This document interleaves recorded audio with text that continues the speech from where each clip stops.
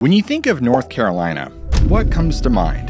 The stunning Blue Ridge Mountains, the pristine Outer Banks, Mr. Beast's home state?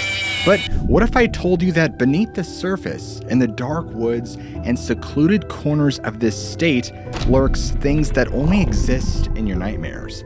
People have been reporting strange, unexplained phenomena in the North Carolina wilderness for decades. Encounters of beings and crafts that defy explanation. Sightings of things that simply should not exist. These aren't just campfire tales or urban legends anymore. In today's video, I will share 4 first-hand accounts from hunters who ventured into the woods and came back with experiences that would change them forever. These are the reasons why North Carolina is actually terrifying.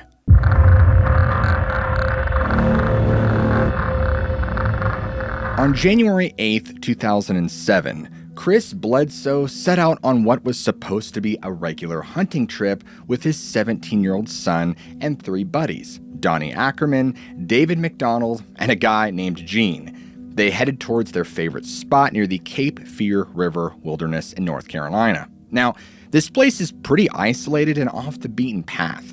It's the spot you go to get away from it all. So they get settled in for the night, set up a fire by the river, and just relax, shooting the breeze. On this night, it's so beautiful and peaceful. After relaxing for a little while, Chris decides to walk along a nearby trail, stretch his legs, and just take in the nighttime air. So he tells the guys what he's gonna do and that he'll be back in a few. As he walked, he suddenly heard this strange ringing sound coming from both sides of the trail. Initially, he's not sure. He thinks it could be some deer or other wildlife rustling around in the underbrush, but something about the sound just doesn't sit right with him. It's too coordinated and too purposeful to be a random animal. Chris is a very experienced outdoorsman, like I'm sure many people watching this. He's spent enough time in the woods to know the usual sounds of nature and critters, but this sound is so off, it's unnerving to say the least. So, out of reaction, he quickened his pace because he was unsure what he was dealing with. The entire time, he starts to get this feeling in his gut that something is wrong. Folks, don't ignore your gut instinct. It's usually right. And the more he walks in this direction, the stronger the feeling. Eventually, he finds himself in this large field near the main road. He still feels it in the pit of his gut, but he doesn't see anything or any reason for this alarm. He stopped momentarily to take a breather, looking around and scanning his surroundings. As he's scanning, his eyes catch something that's out of place. In fact, it's not just out of place, it shouldn't be there at all. 3 large orange spheres are hovering just above the tree line, less than a mile from where he's standing. And they're moving downward, slowly, deliberately, until they stop. He is absolutely transfixed by what he's seeing. He can't believe his eyes. And these spheres were not like anything he'd ever seen before. They're not aircraft, they're not helicopters, they're not anything that he can explain, and they're just hovering there, silently, ominously. It's like they were watching him or studying him. Now, despite every instinct telling him to run, to get as far away from these things as possible, he just finds himself rooted to the spot. He's mesmerized, unable to look away, and he watches them for quite a while as they hover there in the air for a total of 10 minutes or so. He wasn't just standing there watching this, he was almost in like this trance state. It was very bizarre. After some time, he feels like he has snapped out of it and realizes the gravity of the situation. He needs to get back to the others, warn them before it gets worse. So he turns and starts running back towards the campsite, and his heart is beating out of his chest. He's running, his mind is racing. What were those things? Where do they come from? Of course, he has no answers.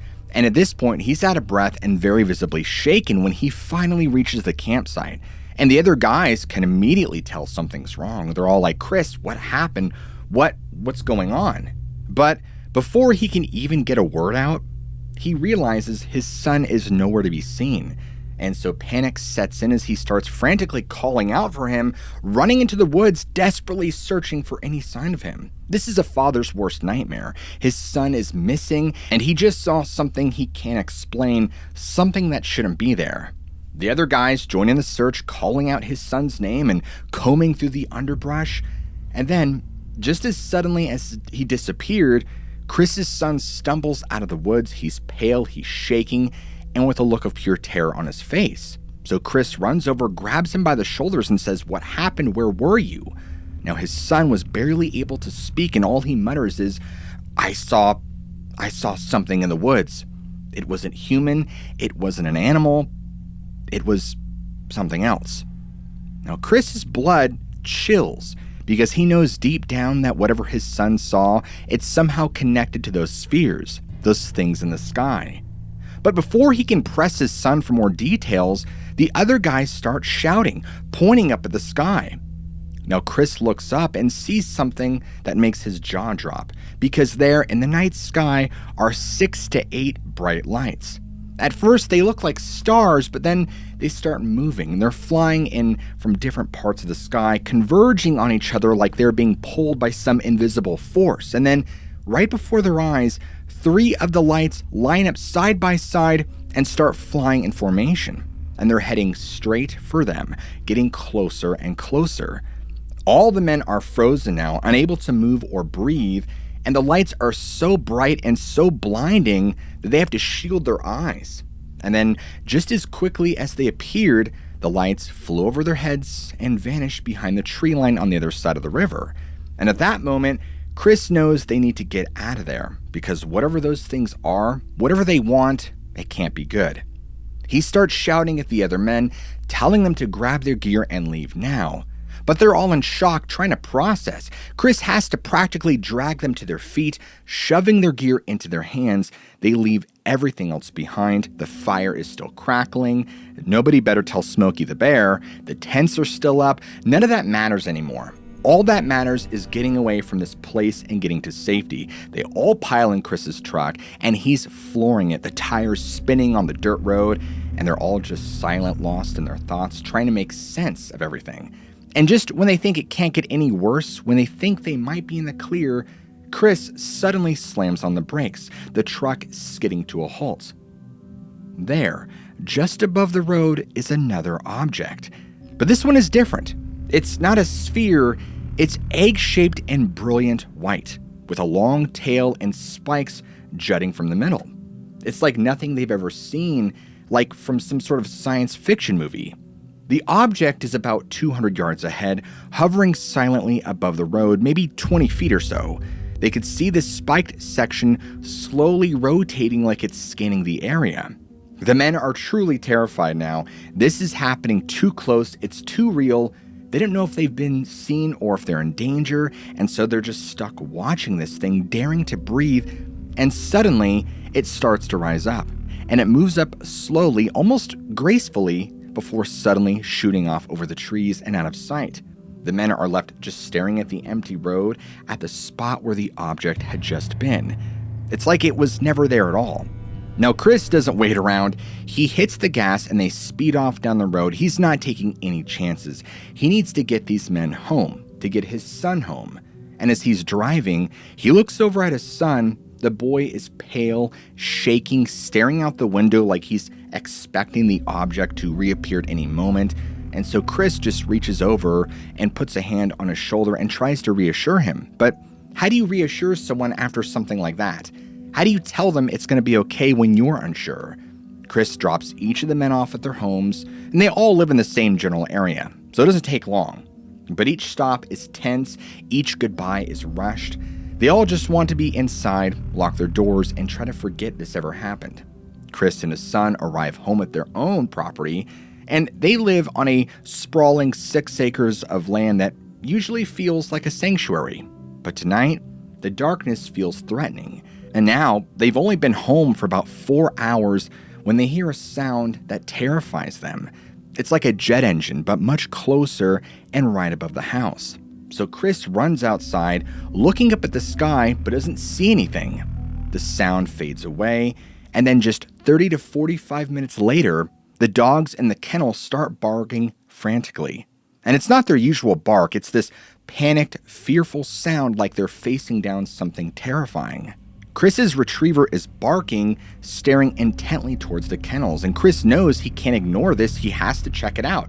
And his son is scared, begging him not to go, but Chris knows he has no choice. He convinces his son to come with him, thinking it might be safer to stick together. And when they open the door, the retriever takes off like a shot, running behind the kennels. Chris and his son follow, the barking getting louder and more frantic with each step. Around the corner, they see the dog standing there, hackles raised, barking at something in the bushes. Chris squints into the darkness, trying to see what has got the dog so riled up. But he just can't see anything. It's just shadows and vague shapes in the night. Now suddenly, the dog takes off again, but this time chasing something. Chris and his son run after her down the road that leads to the kennels, into the backyard, and all the way to the very rear of the property. They're trying to cut off whatever the dog is chasing to corner it. When they reach the blueberry hedgerow at the back of the property, the dog abruptly stops. She's barking like crazy, a high-pitched sound, panicked. And that's when Chris sees it. Just a few feet away, there is something unlike anything he's ever seen. It's about 4 feet tall, unlike any animal he's ever encountered. It seems encased in a clear glass-like covering that gives off a faint red glow. He can't make out its face, but it appears to be wearing goggles and a dark mask. Now he's frozen in shock, staring at this being, and his mind is just trying to process this. Is it a kind of alien, a government experiment? He has no idea. All he knows is that it is not of this world. The dog is still barking, inching closer to the thing, and Chris's son is right behind him, also staring in disbelief. And then this thing vanishes. It doesn't run away, it doesn't fade away, it's just gone like it was never there. Chris blinks and shakes his head, wondering if he's losing his mind, but then his son speaks with a trembling voice and tells his dad, "That's what I saw in the woods at the campsite. It was the same thing." As you could imagine, Chris is overcome with complete dread. This wasn't a one-off encounter.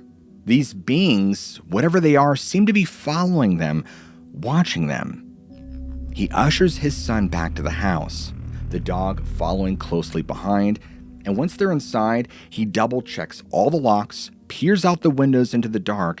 He doesn't know what to do or who to call. Who would believe him? The police? The media? He'd sound crazy. Now, in the following days, Chris couldn't shake the feeling that they were being watched. Every shadow seemed to hold a threat, and every unusual sound made him jump.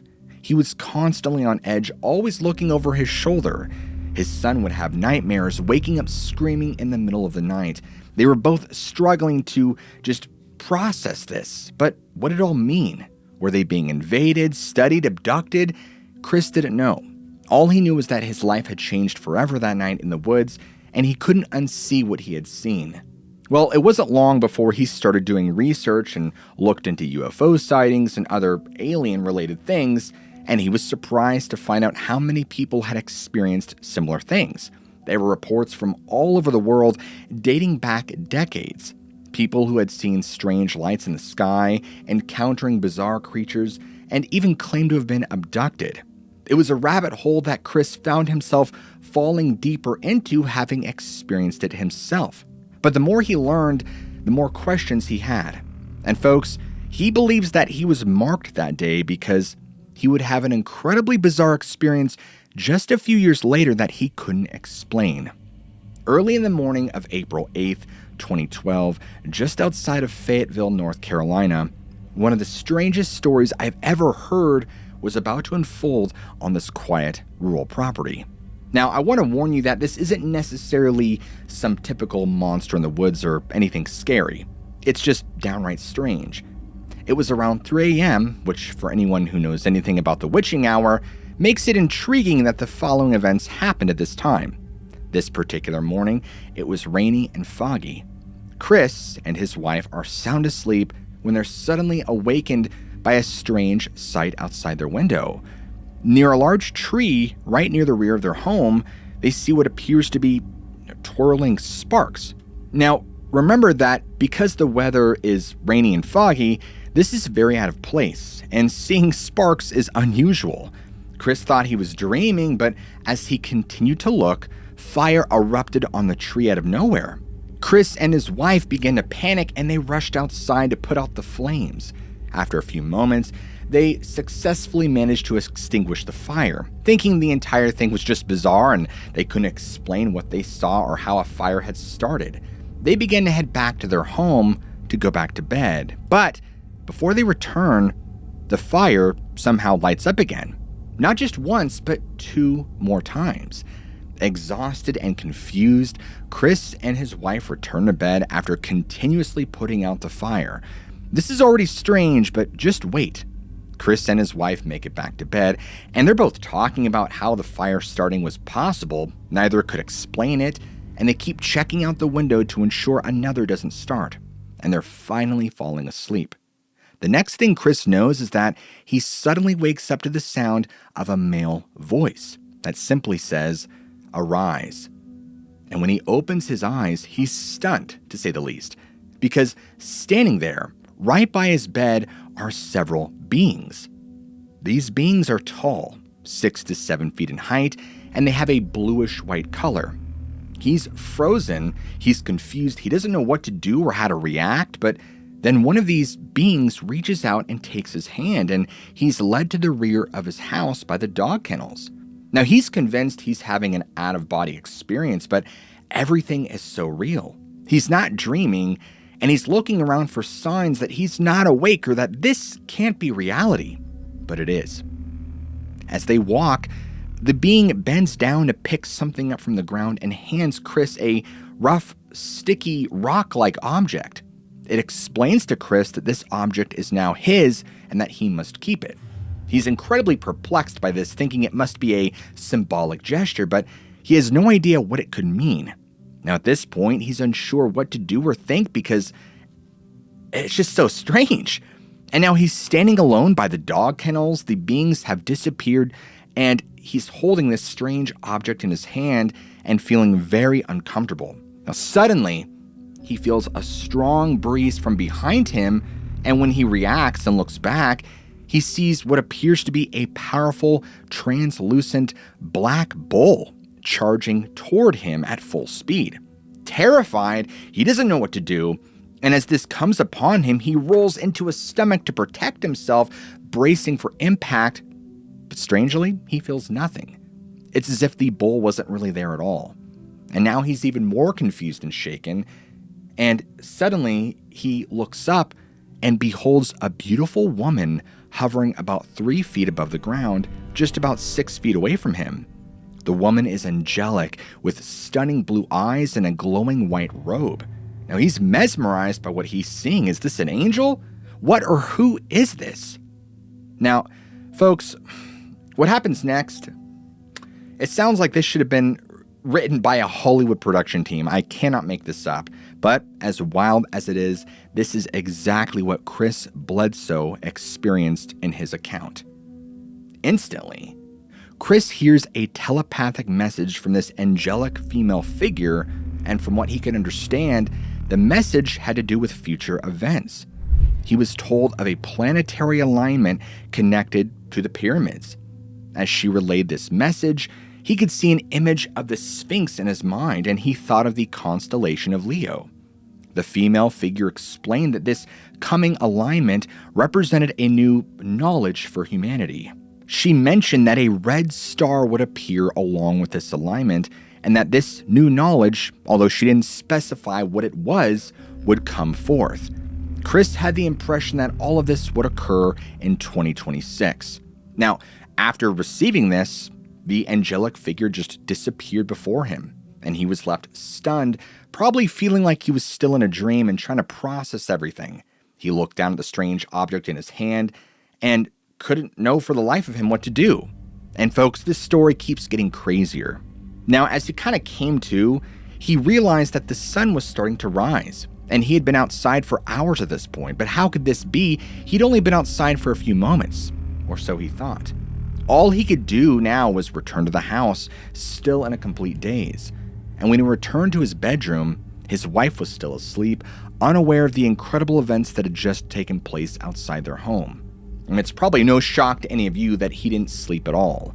In fact, after trying, he gave up, sat down at the kitchen table, and just turned the rough rock-like object over in his hands. He knew what he had experienced was profoundly important, but he couldn't grasp its full meaning, and he could feel it in his innermost being that something significant had been opened up in him.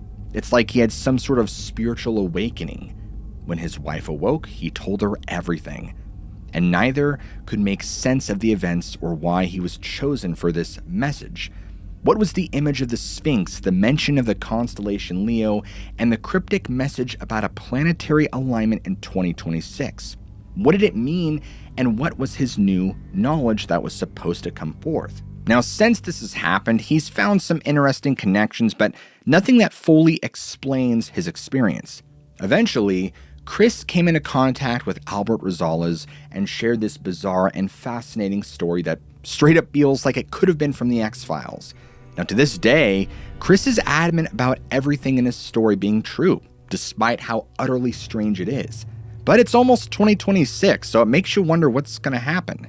As for the beings he saw that evening, why they chose to reveal themselves to him, and what his purpose is in all of this remains unknown.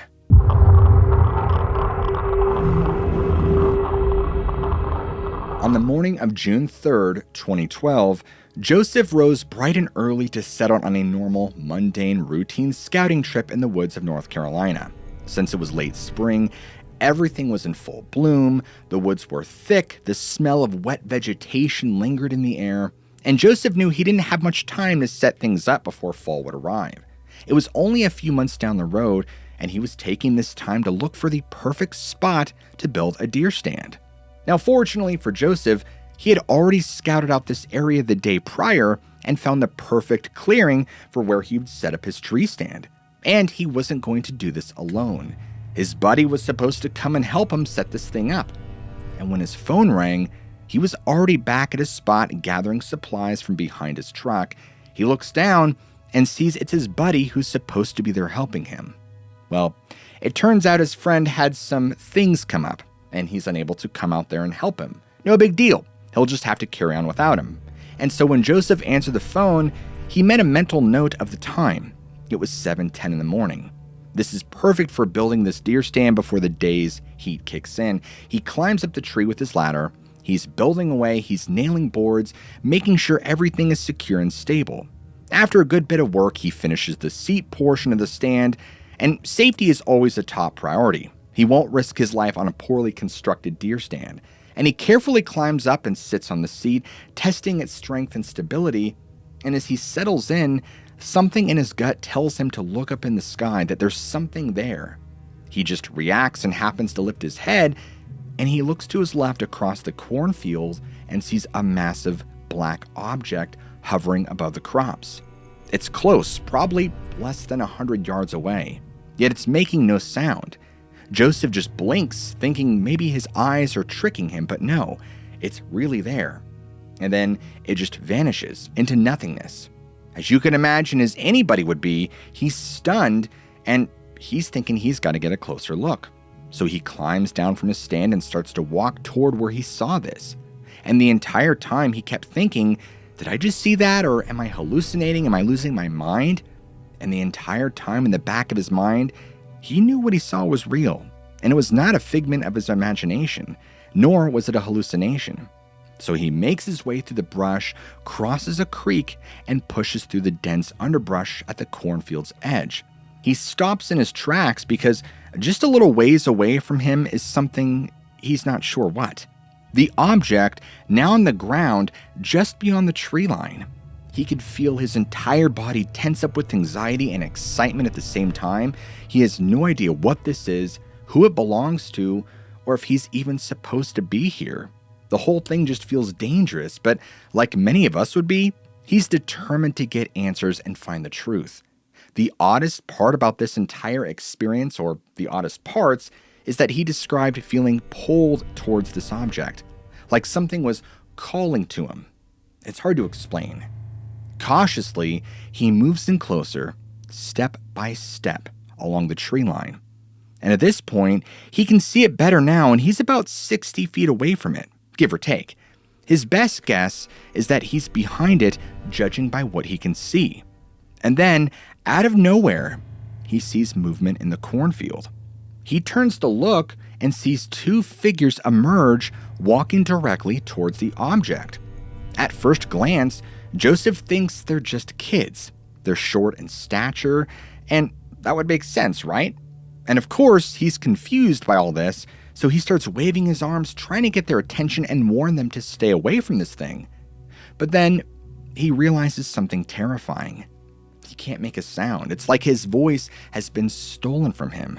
And he's screaming at the top of his lungs, but nothing is coming out. And this is all happening within a matter of seconds.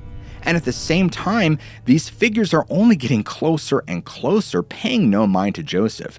He can now see that what he thought were children aren't children. These beings, whatever you want to call them, are short and dwarf-like in size. Their skin is a sickly yellowish color. Their eyes are enormous, taking up most of their faces. You could imagine how bizarre they look from that description alone, but this is what Joseph was seeing. And I'm sure his brain probably had to disassociate from reality, trying to comprehend everything and how this just couldn't be real. And he sort of loses consciousness for a moment or two. He comes to, and he's so out of it that all he can think of is that he's got to go. He doesn't look, he doesn't try to find this object near him or even try to locate these figures he just saw. His only focus is getting back, and he starts taking off as fast as possible as his life depends on it. He returns to his truck within minutes. His heart rate is through the roof, and he's sweating. He's trying to convince himself he's just having a mental breakdown, but his entire body is on edge, and he could barely grip his steering wheel, and his hands are shaking so badly, and he peels out of there so fast it's a surprise his head didn't fly off. Okay, that is an odd analogy, but you get the point.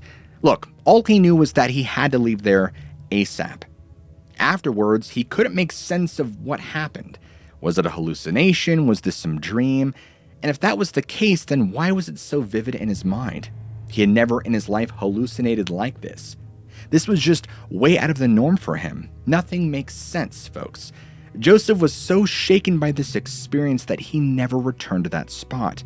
And his partially constructed deer blind still sits there. Eventually, he would go on to share this experience with MUFON, where he would go into detail about his experiences and, unfortunately, not receive any answers. Now, hear me out. I know this story sounds absolutely crazy to a lot of people, but Joseph isn't alone. This is not an isolated case. So many stories far stranger than Joseph's have occurred not just in North Carolina, but all over the country and even the world. In fact, author and researcher Albert Rosales has compiled this entire series called the Humanoid Encounters Database, which features thousands of eyewitness testimonies that range from UFOs to borderline spiritual experiences. He's investigated all these cases, so all credit goes to him for compiling and finding these. Now, sadly, whatever Joseph saw that day, the craft or the two strange beings, we'll never know the truth. It will remain a mystery.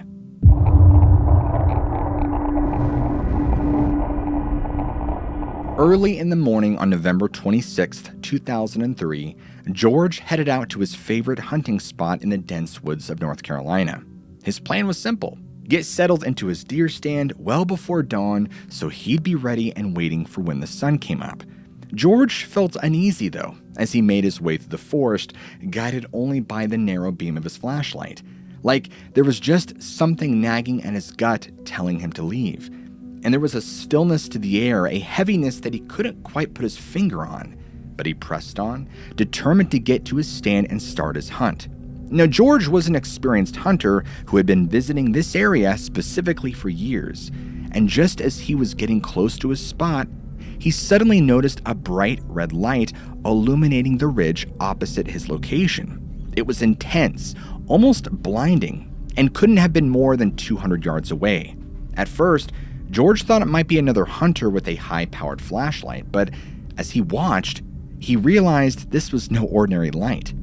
It hovered there, unmoving, just casting this strange red glow, And at this time, dawn was also approaching, and the strange light began to dim. George kept his eyes locked on it and his gut screaming at him that he was in danger with each passing minute. And then, just as the first light of day began to break through the trees, the red glow vanished. It was as if it had never been there at all. The sun hadn't crested over the horizon just yet, but it was getting lighter. And so George shook his head, feeling like he had seen something that couldn't be explained, but there was no time to dwell on it. He had a hunt to focus on. Now, approximately 10 minutes later, as the sun started coming up over the horizon, a loud noise from the ridge before him snapped George to attention. It sounded like something large moving through the underbrush. Really large, in fact. George's first thought was that it must be a big deer. Overcoming his shock at sighting the strange light in the sky, he raised his rifle and searched the ridge through his scope, hoping to spot his prey. But what he saw defied everything he knew about reality. There, leaning out from behind a tree, was a figure. At first glance, he thought it might be a bear. But as he focused his scope, he realized this was no animal. It was human-like, but it wasn't a man. It looked wrong. The figure was at least 7 feet tall and had a pasty gray complexion. Its body was thick and muscular like a bodybuilder's physique. But it was the head that really shook him. It was large and misshapen with huge dark eyes that seemed like endless voids. Instead of hair, it was lined with small, tentacle-like protrusions that writhed and squirmed, as if they had a mind of their own. Guys, what is this, X-Files? I mean, this couldn't be real. It had to be some kind of hallucination, a trick of the light, anything but reality. But as he watched, the thing slowly leaned back behind the tree as if it had sensed his presence. And then, with a deliberate, almost taunting motion, it leaned out again and looked directly at George. At this point, I can't imagine what was happening in his mind. Not only had this thing sensed his presence, but he also had no idea what he was seeing. And for the next 20 minutes, George and this thing would just watch each other in a standoff. He had no idea what it was capable of, its plans, or what it was. He could only watch closely to ensure it didn't attack him. This man could barely hold his rifle, his hands shaking so hard. His survival instinct kicked in, and he knew he couldn't stay here without this thing watching him. So slowly, cautiously, he began to climb down from his stand.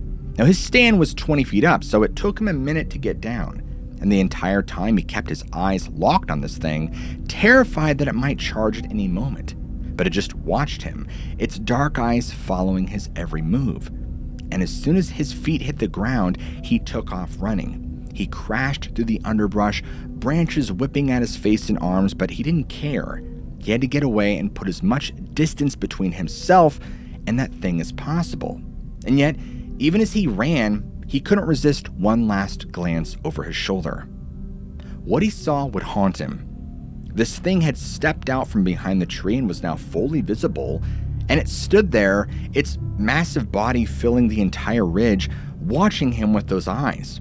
And just before George lost sight of it, the thing raised one hand in what almost seemed like a wave. And so George just ran until his lungs burned and his legs hurt, and he burst out of the woods and practically leapt into his truck, fumbling with his keys as he tried to jam them into the ignition. Now his hands shook so badly that it took him 3 tries just to start the engine. As he got out of there, he glanced in his rearview mirror, expecting to see this thing loping after him, but it wasn't. Just empty roads and silence. Now, for a while, he had a hard time living with this. And no matter how he thought about it, he couldn't find a rational explanation, because whatever it was, it didn't belong in this world. It was something else. Something that his mind couldn't comprehend. He knew what he had seen, but who would believe him? A 7-foot-tall, gray-skinned creature with tentacles on its head? I mean, people would think he was crazy. And he started to doubt himself, wondering if maybe it had all been some kind of vivid hallucination brought on by the stress of the hunt and his lack of sleep. But, folks, he knew it was real. The image of that thing just leaning out from behind the tree, no matter how hard he tried to shake it from his mind, he couldn't. To this day, he has not returned to that section of woods. He's too terrified. and it would be years before George would tell anyone what he saw. He bottled it up inside, letting it eat away at him. Now, sometimes, when you see something that shouldn't exist, something that defies all logic and reason, it's almost easier to pretend it never happened at all.